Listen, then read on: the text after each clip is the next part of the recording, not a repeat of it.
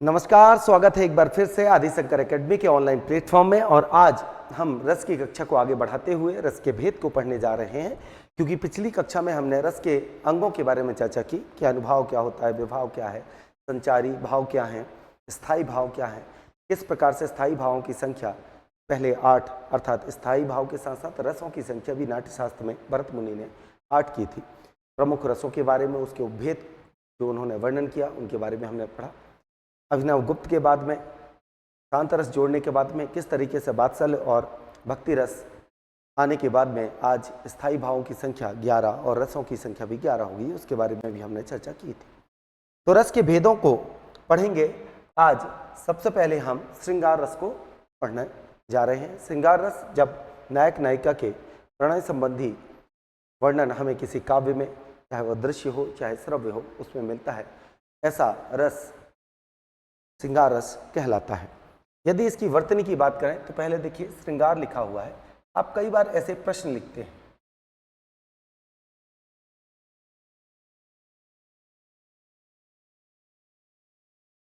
जब आप प्रश्न लिखते हैं तो इस तरीके से कई बार आपको देखने को मिलता है। और मैंने आपको वर्णमाला पढ़ाते समय भी आपको बताया था कि सा का प्रयोग इस तरीके से भी किया जाता है और इस तरीके से भी किया जाता है। ये दोनों ही सा हैं, इसका मतलब ये आधा सा लिखा हुआ है ना। तो प्रश्न है, तो कई बार आप श्रृंगार ऐसे लिखा देखा होगा, ये इसकी शुद्ध विनती है, अर्थात सा है और सा धन ऋषि की मात्रा, ना कि अगर मैं श्रा लिख दूं ऐसा।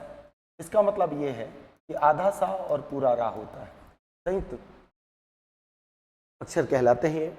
तो श्रृंगार ये भी शुद्ध वर्तनी है, या कभी इस तरीके से लिखा हो तब भी ये शुद्ध वर्तनी है। लेकिन यदि श्रृंगार इस तरीके से लिखा हुआ है तो यह अशुद्ध है, क्योंकि इसका अर्थ क्या हुआ, आधा सा रा, और रा में ऋषि की मात्रा कहलाएगी। ठीक है, तो इस वर्तनी को ध्यान रखें, कई बार पूछ लेता है, वनडे एग्जाम में खासकर कई बार पूछा जाता है। श्रृंगार रस को रसराज या रसपति कहा जाता है, क्योंकि सर्वाधिक संचारी भाव इसी रस में देखने को मिलते हैं। और यह 2 प्रकार का होता है। यदि नायक नायिका का मिलन होता है तो उसे हम संयोग श्रृंगार रस कहते हैं। और क्षणिक बिछड़ जाने का भाव हो, है ना, जब किसी काव्य को पढ़ें कि नायक अलग नायिका अलग, प्रेमी अलग प्रेमिका अलग, उसे हम वियोग श्रृंगार कहते हैं। वियोग श्रृंगार और करुण रस में एक धागे भर का अंतर है। अगर आम भाषा में मैं बात करूं, यदि एक प्रेमी और प्रेमिका बिछड़ गए हैं, है ना, तुम कहीं और मैं कहीं और, है ना, तुम भोपाल मैं जबलपुर, या तुम इंदौर मैं जबलपुर, मैं जबलपुर तुम इंदौर। वियोग बिछड़ जाना क्षणिक रूप से, परमानेंट नहीं। यदि परमानेंट हो जाएगा तो वह वियोग श्रृंगार की जगह पर क्या हो जाएगा, करुण रस में परिणत हो जाएगा। चलिए आते हैं, इसकी परिभाषा देखते हैं। नायक और नायिका के मन में संस्कार रूप, अब देखिए संस्कार मतलब मर्यादा से परिपूर्ण, है ना, जिसमें अश्लीलता ना हो। तो संस्कार रूप में स्थित रति या प्रेम जब रस की अवस्था में पहुंचकर आस्वादन योग्य हो जाता है, वह श्रृंगार रस कहलाता है।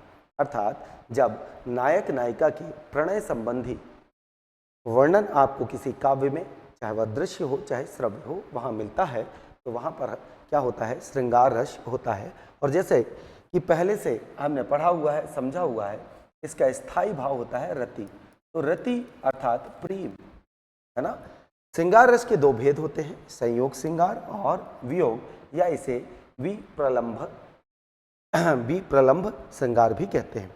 इसका स्थायी भाव रति होता है। रति से क्या तात्पर्य, किसे हम रति कहें, जब आप किसी व्यक्ति विशेष के प्रति प्रेम पूर्वक उन्मुख हो जाते हैं, है ना, मतलब मना स्थिति कैसे हो, ऐसी उन्मुख स्थिति हो कि उसके प्रति आपकी संवेदनाएं भावनाएं एक स्वामी पति स्वरूप हो जाएं, है ना।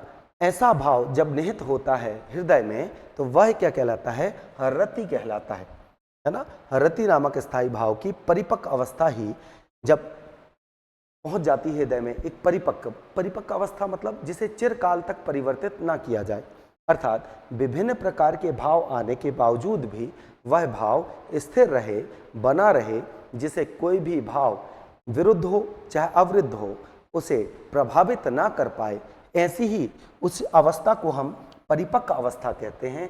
और जब यह परिपक्व अवस्था की स्थिति आ जाती है तो वह क्या कहला जाता है, श्रृंगार रस में परिणत हो जाता है, अर्थात बन जाता है। ठीक है, बड़ा आसान है, आसान तरीके से पढ़िएगा। ठीक है, अब आ जाते हैं संयोग श्रृंगार क्या है। संयोग काल में नायक और नायिका की पारस्परिक रति को संयोग कहते हैं, अर्थात मिलन को हम संयोग कहेंगे, श्रृंगार रस कहा जाता है। इसमें संयोग का अर्थ है सुख प्राप्ति करना, अर्थात जब मानसिक सुख हो या शारीरिक सुख, जब दो युगल अर्थात प्रेमी प्रेमिका पति पत्नी अपने प्रणय संबंधी विचारों को एक दूसरे से व्यक्त करते हैं, साझा करते हैं, चाहे वह मानसिक रूप से हो चाहे शारीरिक रूप से, इस प्रकार की स्थिति क्या कहलाती है, संयोग श्रृंगार के रूप में परिणत होती है। किंतु जब वियोग श्रृंगार हो, जब आप किसी से बात करने के लिए ललायत हो, किसी के रूप के या किसी को देखने के लिए आप ललायत हो जाएं, किसी की यादें आपको ठीक है विचलित करने लगें, ना आपको नींद अच्छी लगे, ना खाना ना पीना, ऐसी स्थिति विरह की कहलाती है और यही वियोग श्रृंगार में परिणत हो जाती है। एक दूसरे के प्रेम में अनुरुक्त, अनुरुक्त मतलब क्या होता है, आसक्ति का भाव हो जाए, प्रेम का भाव आ जाए। इस स्थिति में नायक नायिका अगर होते हैं, जब मिलन का अभाव हो, क्षणिक बिछड़ जाते हैं, तो उसे बी प्रलंब श्रृंगार या वियोग श्रृंगार रस कहते हैं, है ना। निस्दिन बरसत नयन हमारे, तो हमारे नयन बरस रहे हैं किसकी याद में, जब ते श्याम सिधारे, जब से श्याम गए हैं उनकी याद में हमारी आंखों में कैसी हो रही है, बरसात हो रही है। चलिए आगे आ जाए कि प्रमुख अव्यय क्या होंगे। यदि आप किसी पंक्ति को पढ़ते हैं, उस पंक्ति में सर्वप्रथम आपको क्या देखना है कि विषय आलंबन क्या है, आश्रय आलंबन क्या है, उद्दीपन क्या कर रहे हैं, अनुभाव क्या है, अनुभाव आप देखेंगे, सात्विक क्या है, कायिक क्या है, संचारी भाव किस प्रकार के हैं, इन सब से आपका स्थायी भाव स्वतः पता लग जाएगा। देखिए श्रृंगार रस का स्थायी भाव होता है रति, जिसके बारे में बताया, किसी विषय विशेष के प्रति आसक्त होकर आप प्रेम पूर्वक उन्मुख हो जाते हैं, वह भाव ऐसी मना स्थिति रति की कहलाती है। श्रृंगार रस का आलंबन क्या होगा, ठीक है, नायक और नायिका, अर्थात या तो नायक होगा या तो नायिका, जिसके हृदय में रति का भाव जागेगा, या फिर किन्हीं पंक्तियों को पढ़ते हुए नायक और नायिका दोनों का उल्लेख मिल जाए। तो एक समय में एक विषय होगा, दूसरा आश्रय, दूसरे समय में दूसरा विषय होगा और एक आश्रय। श्रृंगार रस में उद्दीपन किस चीज का करेंगे, देखिए उद्दीपन करने वाले आलंबन, आलंबन मतलब नायक और नायिका दोनों एक दूसरे की सौंदर्य की बात हो, उसके आभूषण की बात हो, प्रकृति है, रमणीक है, झरने हैं, नदियां हैं, नदियां कल कल करती हुई, पक्षी चहचहाते हुए, ठीक है, उपवन है, वसंत ऋतु है, चांदनी है ना, चांदनी रात है, प्रणय रात कहलाती है, ठीक है, भ्रमर गुंजन है अर्थात भौरों की गूंज है, ठीक है, पक्षियों का कुंजन है अर्थात मधुर आवाज जो पक्षियों की होती है उसे हम पूजन कहते हैं, ठीक है। श्रृंगार रस का अनुभव क्या होगा, अवलोकन करना, स्पर्श करना, आलिंगन करना, चुंबन है, कटाक्ष है, अश्रु है, अश्रु अब वियोग है तो अश्रु, या बहुत दिन बाद हम किसी देखते हैं मूवियों में कि जब नायक और नायिका एक दूसरे से मिलते हैं, बहुत समय बाद मिल रहे हैं, 1 साल बाद, 6 महीने, साल भर, 2 साल, ऐसे, तो एक दूसरे को देखकर प्रेम पूर्वक क्या होता है, उसी के मारे आंसू निकल आते हैं, तो दोनों ही स्थिति में क्या होते हैं, अश्रु आ जाते हैं। श्रृंगार रस में संचारी भाव क्या होंगे, अधिकतर संचारी भाव इसमें देखने को मिलता है, हर्ष, जड़ता, निर्वेद, अभिलाषा, चपलता, आशा, स्मृति, रुदन, है ना, रोना, आवेग, उन्माद, पागलपन, दीवानापन, है ना, जिसे हम कहते हैं क्या, उन्माद कहते हैं। भय भी हो सकता है, लज्जा होगी, लज्जा लिखा नहीं है, ठीक है, लज्जा, लज्जा है एक दूसरे को समझाना, है ना, मैं ढूंढा करता पायल की झनकार कहाँ है, जिन्हें देख अंतर मन में सैलाब उमड़ आए, भावुकता के वशीभूत नैनों से अश्क छलक जाए, अब तेरे कोमल पैरों में वो कांटों की चुभन कहाँ है, मैं ढूंढा करता पायल की झनकार कहाँ है। एक प्रेमी जो अपनी प्रेमिका के पायल की झनकार सुनकर उसे याद कर लेता है, ये उस समय का प्रेम हो सकता है ना, 90s 80s का प्रेम, जब व्हाट्सअप नहीं है, मोबाइल फोन नहीं है, चिट्ठी लिखी थी और अपनी आशेष भावनाएं उस चिट्ठी में क्या कर दी, निहित कर दी। अब इस चिट्ठी में, इस पत्र में यदि आपने अपनी भावनाओं को समेटा है, संजो कर लिखा है, शब्दों में पिरोया है और ये सामने वाले के हृदय को जब तक आघात न कर दे और एक डेट, एक दिनांक डिसाइड कर दी, एक समय डिसाइड कर दिया कि इस तारीख को इस जगह पर मिलना है, अब प्रेमी उसके इंतजार में है। विपरीत परिस्थितियां हैं। आज का प्रेम कहाँ है? ये तो आसक्ति का भाव है। चलिए, तो ये इसके अवयव हैं प्रमुख, है ना, और ये अवयव आपको देखने को मिलते हैं। चलिए, एक उदाहरण लिखा है, राम जी दूल्हा बने हुए हैं, है ना, राम जी दूल्हा बने हुए हैं और उनके रूप के बारे में हमें सखियों से पता चल रहा है, क्योंकि वह सीता मैया को सुना रही है। क्योंकि नारी है और नारी का गहना होता है लज्जा, विवाह के पूर्व पर पुरुष को देखना भी पाप समझती हैं। क्या उस समय की बात है जब ऐसी सामाजिक अवधारणाएं होती थी। अब इस स्थिति में किस प्रकार सीता मैया के हृदय में रति का भाव जाता है, तुलसीदास ने लिखा है, दूल्ही श्री रघुनाथ बने दुल्ही सी सुंदर मंदिर माही। दूल्हा कौन बने हैं? रघुनाथ जी, और दुल्हन कौन बनी है? माता सीता। अब राम जी के सौंदर्य का बखान हो रहा है। अब दूल्हा बने हैं, इसका मतलब क्या है? मुकुट लगाया होगा, है ना, आभूषण पहने होंगे, अच्छे से वस्त्र पहने होंगे, मनमोहक लग रहे होंगे। दूल्हे श्री रघुनाथ बने दुल्ही सी मंदिर से सुंदर मंदिर माही, गावत गीत सबे मिली सुंदरी, वेद जुबा जुरी विप्र पढ़ाई। अर्थात कि सब गीत गा रहे हैं, जितनी सुंदरियां हैं वहां पर क्या कर रही हैं? उनके रूप का बखान करते हुए गीत गा रहे हैं। वेदों की जुबान से क्या निकल रहे हैं? वेद के सुनाई दे रहे हैं, सभी उसका क्या कर रहे हैं? बखान कर रहे हैं। तो इसलिए तुलसीदास जी ने ये सवैया छंद लिखा है, राम को रूप निहारत जानकी कंकन के नग की परछ। अब जैसे ही राम का रूप को निहारने लगती हैं, लेकिन कैसे निहारती हैं? तुलसीदास ने यहाँ पर क्या मर्यादा को प्रस्तुत किया है, देखेंगे कि राम को रूप निहारत जानकी कंकन के नग की परछाई। अर्थात चूंकि नारी है तो उनके रूप को सीधे प्रत्यक्ष रूप में ना देखकर अप्रत्यक्ष रूप में अपने हाथ के कंगन में लगे हुए नग में उनकी जो परछाई है टेढ़ा करके, तो मतलब यहां पर क्या हुई? चपलता आई। चपलता से उन्होंने क्या किया? सीधा प्रत्यक्ष रूप में ना देखकर क्या कर दिया? कंगन के नग में लगी हुई, नग लगा हुआ उसमें उनकी परछाई पड़ती है, उसमें उनको देखते हैं। राम का रूप निहारती जानकी कंकन के नग की परछाई, याते सभी सुधि भूल गई कर टेकी रही पलटारत नहीं। उनका रूप इतना मनमोहक है कि सारी सुध बुध भूल जाती हैं और एक कर टेकी रही, एक पल अपलक होकर हाथ को अपने गर्दन में रखकर कर टेकी रही और पल टारत नहीं, एक हाथ में अपलक होकर उनके रूप को निहारती रहती है। तो देखिए, इसमें अगर मैं चर्चा करूं कि आलंबन विभाव क्या है, तो सबसे पहले विषय की बात करेंगे, फिर आश्रय की। तो विषय क्या है? राम जी है। राम के रूप को देखकर आश्रय किसके हृदय में रति का भाव जागा? सीता मैया के। सीता मैया के हृदय में क्या जागा? रति का भाव जागा। प्रेम पूर्ण उनके प्रति क्या हो गई? उन्मुख हो गई। फिर उद्दीपन, और इन भावों को और भावोद्रित कर रहे हैं। कौन कर रहा है? राम का रूप, उनका स्वरूप, उनका प्रतिबिंब, और कंगन के नग में जो उनकी परछाई पड़ रही है, उनका प्रतिबिंब पड़ रहा है, राम का प्रतिबिंब, वह और क्या कर रहे हैं? भावों को तेज कर रहे हैं। इस कारणवश उनके अनुभव कि वह स्तंभ रह गई उनके स्वरूप को देखकर, अपलक हो जाती हैं। कैसे हो जाती हैं? अपलक हो जाती हैं, कर टेक लेती हैं और सुध बुध खो बैठती हैं। तो यह क्या है? अनुभव है। स्तंभ रहना सात्विक है, कर टेकना कायिक है, अपलक हो जाना ठीक है, क्या है? कायिक है। संचारी भाव क्या है? मोह है। जब उनका रूप देखा तो उनके प्रति आसक्त हो चुकी हैं, मोह है।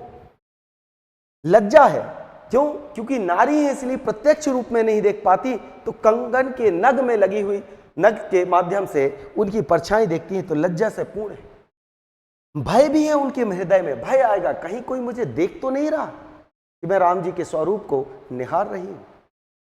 भय है, स्वप्न है, उनकी स्मृति में, उनकी यादों में, उनके स्वप्न में, उनके स्वरूप में खो जाना। और हर्ष है, प्रसन्नता आ रही है उनके मनमोहक स्वरूप को देखकर। चपलता उन्होंने दिखाई, कैसे चपलता? मन की चंचलता के साथ में चपलता दिखाना, अर्थात चपलता का तात्पर्य है कि कंगन में लगा हुआ नग है, डायरेक्ट नहीं देख रही, लेकिन घूंघट में सब झुकाए हुए कंगन में लगे हुए नग को देख रही हैं। अर्थात इन सभी चीजों को देखकर हमें एक चीज समझ में आती है कि यह भाव कैसा है, रति का है, प्रेम पूर्वक उन्मुख हो चुके हैं सीता मैया राम के प्रति। ऐसे ही पंक्ति लिख के आएंगी और आपको दुलही सी रघुनाथ बने, दुलही से सुंदर मंदिर माही, गावती गीत सब मेली सुंदरी वेद जुबा, जोरी विप्र पढ़ाई, राम को रूप निहारत जाने की, कंकन के नग की परछाई, यात सभी सुधि भूल गई, कर टेकी पलटारत नहीं। तो इसे हम क्या कहते हैं, यहाँ पर नायक और नायिका अर्थात राम जी और सीता जी का क्या हो रहा है, मिलन। अर्थात यह उदाहरण किसका है, संयोग श्रृंगार का है। किसका है, संयोग श्रृंगार रस का यह उदाहरण है। आगे आए, दूसरा उदाहरण देखेंगे। अब यहां पे लिखा है, कोई अपना मेरा बिछड़ रहा और सपना मेरा बिखर रहा, अवर शाह मेरा करुण हृदय अब शनय शनय सिसक रहा। एक नायक है या नायिका हो सकती है और वह कहती है कि कोई अपना मेरा बिछड़ रहा है, किसी की याद में है वो, जिससे शायद अब वह बातें नहीं होती, जिससे अब शायद वह बातें नहीं होती। लिखा है हर सपना मेरा बिखर रहा, जो उसके साथ में सपने सजोए रहे हुए थे वह कैसा हो रहा है, बिखर रहा है, क्योंकि अलगाव की भावना यहां पर स्पष्ट रूप से नजर आती है। अवर्षा छोटा सा मेरा करुण हृदय क्या हो रहा है, अब शनय शनय सिसक रहा है, सिसकियां भर रहा है, हृदय भी क्या कर रहा है, रो रहा है। उपवन में फैली तरुण लता भी न मन को मेरे रिझा रही। अर्थात जो उपवन खुशबूदार होते हैं, जो मनमोहक होते हैं, जो मन में आनंद भर देते हैं, वह भी कैसे हो रही हैं, मेरे मन को रिझा नहीं रही हैं, अर्थात प्रसन्न नहीं कर पा रही हैं। चंद्र प्रभा की मधुर प्रणय भी, अर्थात चांदनी रात जो प्रणय की रात कहलाती है, वह भी पाठ विरह का सिखा रही है। अर्थात कैसा पाठ पढ़ा रही है, विरह का, क्योंकि आप अकेले हो। प्रणय रात ऐसी होती है, चंद्र प्रभा की रात ऐसी होती है, चांदनी रात ऐसी होती है जब प्रेमी और प्रेमिका एक दूसरे से मिलते हैं। किंतु यह ऐसी रात है जो सुखदायक होनी थी, वह कैसी दिखा रही है, विरह के रूप में उजागर हो रही है। अर्थात यहां पर आलंबन की अगर बात करूं, विषय आलंबन आश्रय आलंबन, तो एक नायक है और दूसरा नायिका, जिसके हृदय में किसी के प्रति प्रेम पूर्ण बिछड़ जाने के कारण क्या हो रहा है, विरह समझ में आ रहा है, वियोग समझ में आ रहा है। मन में फैला तिमिर है भय का, अर्थात मन में अंधकार रूपी, है ना, क्या फैल चुका है, तिमिर, अर्थात भय रूपी अंधकार फैल चुका है। आकर दीप जला दो आज, तो आज आकर आप मुझसे मिल लो और मेरे मन में, मेरे हृदय में जो भय रूपी अंधकार फैल रहा है उसको क्या कर दो, मिटा दो। तृष्णाओं के भवसागर में, अर्थात जो मेरी इच्छाएं हैं, जो अभिलाषाएं हैं, उनको क्या कर दो, मन में उठ रही रहल लहर हैं, उनको क्या कर दो, मिटा दो। तो यहां पर अगर हम देखेंगे तो आलंबन क्या है, अर्थात विषय आलंबन और आश्रय आलंबन की बात करेंगे। चूंकि यहां पर स्पष्ट नहीं है कि नायक कह रहा है या नायिका, तो विषय और आश्रय क्या हो जाएंगे, नायक और नायिका।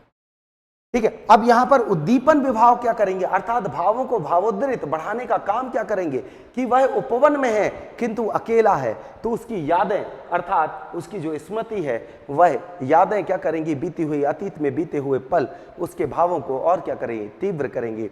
वह चांदनी रात को देखकर उसे याद कर रहा है, यह चांदनी रात और क्या कर रही है, भावों को तीव्र कर रही है। उसी प्रकार से अकेलापन, बाग, उपवन उसके भावों को भावोद्रित करने का कार्य करते हैं। आगे अनुभव क्या है, आंसू है, अश्रु है, कोई व्यक्ति रो रहा है, सात्विक है। जड़ता है, क्या है, जड़ता अर्थात किसी भाव के प्रति वह स्थिर हो चुका है, उसी के बारे में सोच रहा है, तो जड़ता है। साथ में यहां वहां भटक रहा है, तो क्या होगा, श्रम भी होगा। श्रम संचारी भाव, अनुभव, यहां वहां भटकना है ना, तो श्रम भी होगा। तो आप लिख सकते हो भटकना। फिर आ जाते हैं संचारी भाव, मोह है, भय है, ग्लानि है। मोह क्यों है, उसके प्रति आसक्ति का भाव है। भय क्यों है, उसको खोने का भय है। ग्लानि क्यों है, हो सकता है जीवन में ऐसी बहुत सारे साथ रहते हुए बहुत सारी गलतियां हुई हों, जब वह साथ में था तो उतनी रिस्पेक्ट नहीं दी, उतना उसका सम्मान नहीं किया, तो वह क्या है, ग्लानि भी है। यहां भटकना क्या है, श्रम है, अर्थात स्थायी भाव क्या है, रति का है।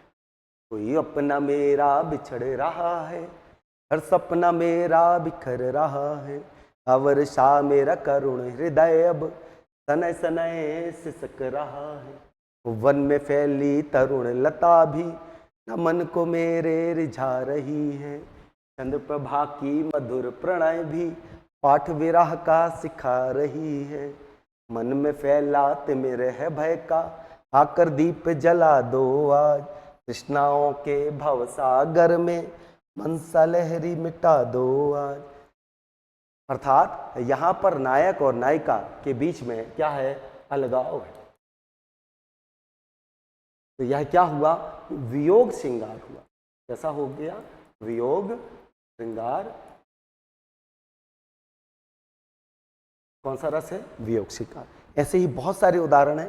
आज हमने श्रृंगार रस को पढ़ा। श्रृंगार रस का स्थायी भाव रति होता है ना। संचारी भाव में मोह होगा, लज्जा होगी, भय होगा, हर्ष होगा, है ना। सात्विक और कायिक अनुभव की बात करें, ठीक है, तो यहाँ वहाँ भटकना, हाथ पैर चलाना, चिल्लाना, चीखना वियोग में हो सकता है।